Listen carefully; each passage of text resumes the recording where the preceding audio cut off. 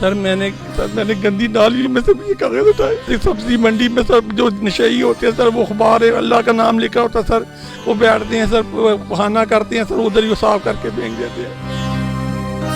السلام علیکم ناظرین، آپ کا میزبان یاسر شامی آپ کی خدمت میں حاضر ہے اور آپ دیکھ رہے ہیں ڈیلی پاکستان. یہ ہیں محمد بوٹا صاحب جو کہ پچھلے 22 سال سے گلی محلوں گندی نالیوں اور تمام ان جگہوں پر پڑے ہوئے وہ مقدس اوراق وہ قرآنی آیات جن کو لوگ بے حرمتی بے ادبی کر کے باہر پھینک دیتے ہیں. نعوذ باللہ کچھ ایسے بھی مناظر دیکھنے میں آئے جو انہوں نے مجھے دکھائے تو رونگٹے کھڑے ہو جاتے ہیں، انسان کے خوف سے آنسو آ جاتے ہیں کہ قرآن پاک کی مقدس اوراق کو کہیں نالیوں میں پھینکا گیا ہے، کہیں گلیوں میں پھینکا گیا ہے، کہیں محلوں میں پھینکا گیا ہے، صرف اور صرف ان کی مزید بے حرمتی نہ ہو اس وجہ سے ہم آپ کو اس کو کیمرے پر نہیں دکھا رہے. جس جگہ پر میں موجود ہوں یہ گجا پیر قبرستان ہے جہاں پر ایک کنواں بنایا گیا ہے. اس کنواں نما کمرے میں بے شمار قسم کی قرآنی آیات، احادیث کی کتاب، فتووں کی کتاب اور بے شمار قسم کی دوسری اسلامی بکس بھی موجود ہیں. یہ کام یہ پچھلے 22 سال سے کر رہے ہیں، کسی سے 1 روپیہ بھی نہیں لیتے.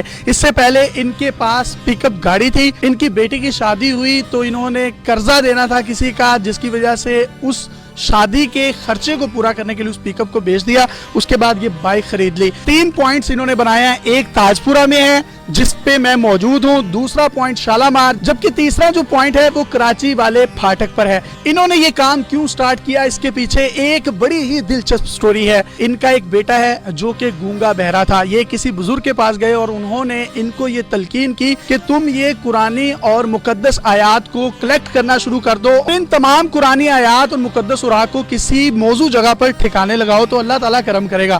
اس کے بعد کیا ہوا کہ ان کا بیٹا بولنے بھی لگ گیا، ان کا بیٹا سننے بھی لگ گیا اور اس وقت وہ Punjab university Anarkali old campus میں ٹیکسٹائل ڈیزائننگ کر رہا ہے، لاسٹ سیمسٹر ہے. انہوں نے کسی قسم کا کوئی ادارہ یا کوئی این جی او نہیں بنائی، اپنی ذات کے اندر ایک ادارہ ہے، ایک این جی او ہے اور یہ پوزیٹو فیس آف پاکستان ہے. سر آپ کو دونوں ہاتھوں سے سلیوٹ ہے. مجھے یہ بتائیے گا یہ کام کرنے کا خیال آیا کیوں؟ اپنی زبانی بتائیں. سر میرا بیٹا گونگا بہرا تھا، مجھے کسی بزرگ نے بولا کہ بیٹا آپ قرآن پاک کی مقدس اوراق کو اکٹھے کرو، ان کو ان کے اصل مقام پہ پہنچاؤ، انشاءاللہ کوئی ایسا وقت آئے گا تیرا بیٹا بڑا آدمی بنے گا. آج سر میرا بیٹا ماشاءاللہ مجھے نظر آ رہا ہے کہ میرا بیٹا واقعی بڑا آدمی بن رہا ہے. کیا کر رہا ہے بیٹا آپ کا؟ میرا بیٹا اولڈ کیمپس پنجاب یونیورسٹی میں سر ٹیکسٹائل ڈیزائننگ کر رہا ہے. اس کے آخری سیمسٹر ہے، 2 ماہ رہ گئے ہیں. بولتا ہی نہیں تھا بچپن سے؟ نہیں سر بالکل نہیں بولتا تھا. گونگا بہرا تھا؟ گونگا بہرا سر. ڈاکٹرز نے کیا کہا تھا؟ ڈاکٹر نے بولا یہ ساری زندگی نہ سنے گا نہ بولے گا. یہ بات کرم شروع ہو گیا، آہستہ آہستہ میرا بیٹا باتیں کرنی شروع کر دیے. اب آپ اس کو جج ہی نہیں کر سکتے یہ بچہ گونگا بہرا ہے. جب آپ اس طرح کے مقدس اوراق اٹھاتے ہیں،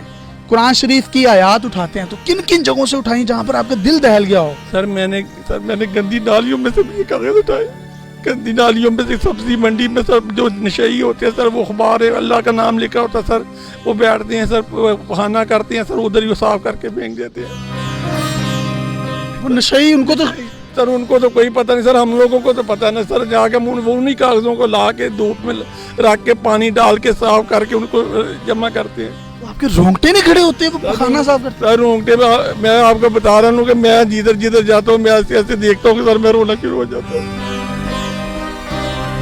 نہیں لوگوں کو قدر ساری چیز کی سر، لوگوں کو اپنے دیکھو لاکھوں کی دنیا جا رہی ہے سر، اس وقت ایک آدمی کی توجہ اس طرف نہیں ہے. بالکل ٹھیک کہہ رہے ہیں. اور یہ کہہ رہے ہیں کہ میں نے ان جگہوں سے ان کاغذات کو اٹھایا ہے، مقدس اوراق اور قرآنی آیات کو اٹھایا. نعوذ باللہ جن کو نشئی یا وہ جو پاگل لوگ ہوتے ہیں وہ اٹھاتے ہیں اور اس سے وہ کیا صاف کرتے ہیں میں اس کو ریپیٹ بھی نہیں کرنا چاہ رہا.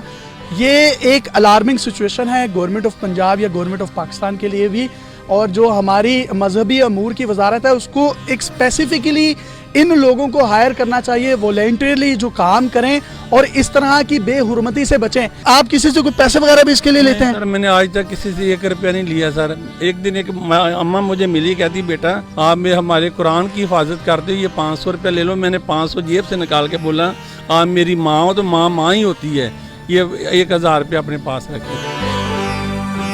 جو پک اپ تھی آپ کے پاس وہ کیوں بیچی آپ نے؟ سر میں نے بیٹی کی شادی کی تو سر مسئلہ تھا کہ جو قرضہ اوپر چڑھا تھا میں نے کہا کوئی میرا آگے دروازہ نہ کھڑکائے. اسی پریشانی سے میں نے सील कर दी घर। अच्छा, ये कब्रिस्तान के कुएं में जो आपने तमाम कुरानी आयात और ये जो चीजें इकट्ठी करते हैं, मुकद्दस सुरागियां रखते हैं, यहाँ से ये कहाँ जाते हैं? ये सर राइवेंड कुएं हैं, उधर जाते हैं, उधर कुरान माल वालों की गाड़ी आती है। ये जो कुआं बनाया है ये सारे मोहल्ले वालों ने मिलकर ये बनाया हुआ है। इन मोहल्ले वालों को भी सलाम है जिन्होंने मिलकर इस कुएं को बनाया है।